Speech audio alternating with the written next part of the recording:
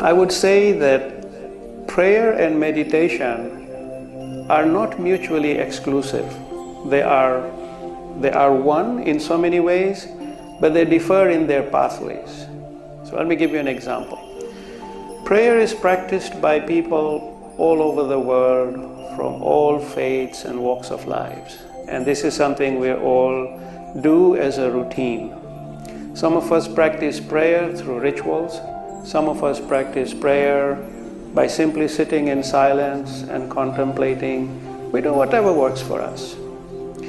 Now, let's talk about rituals for a second. So, rituals are important when they serve their purpose, and rituals can also be a hindrance when their use is extended. Here's an example.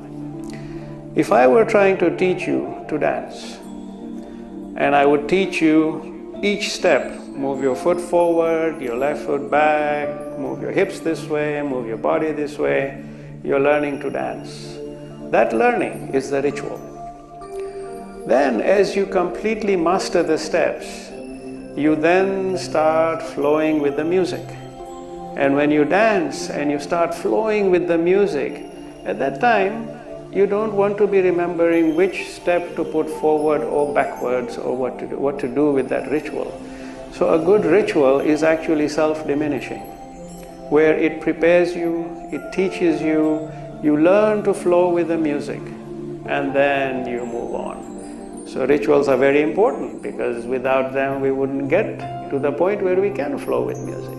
Now, once you're flowing with the music, now you're going higher and higher, and that's where we move into meditation.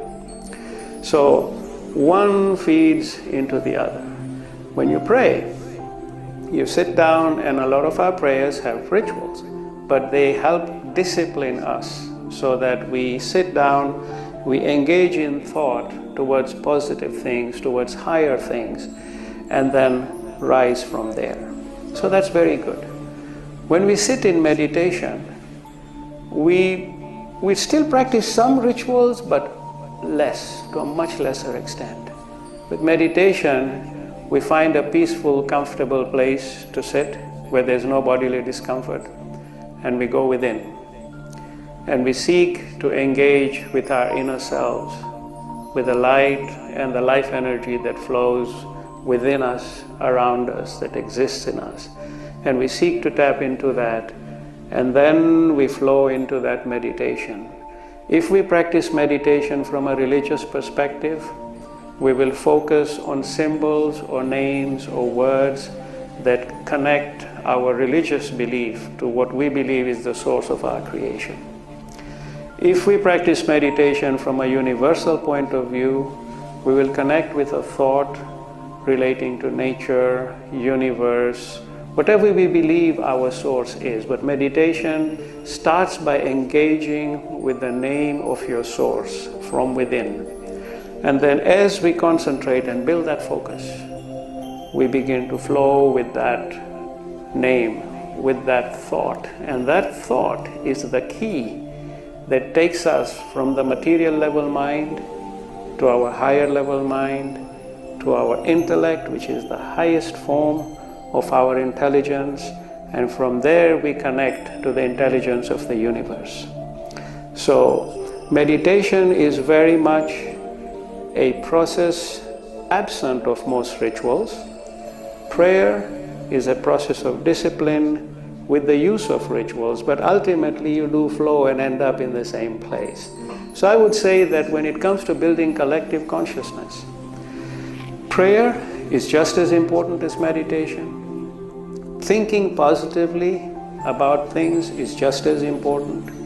Talking to your friends about the importance of bringing about change towards our climate, towards our environment, towards restoration is just as important, because in the end, it's millions and millions of thoughts coming together to cause a massive wave. You may be the droplet. Your closest circle may be the little wave, but by the time that wave reaches the shore, it's massive. and it picks up everything along the way. And therefore, you should be contributing your droplets of thought every day, every moment, every second.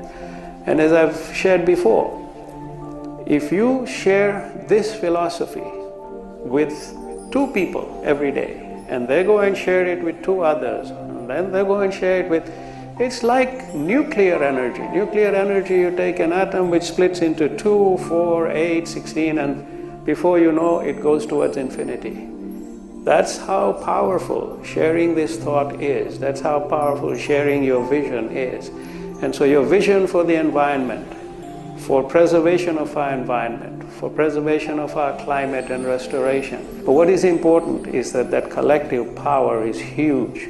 So prayer, meditation, thinking positively, sharing, fertilizing other minds with something that's good, that's positive, all of it, I think, is essential towards building collective consciousness for the world we want for ourselves, for today and for future generations.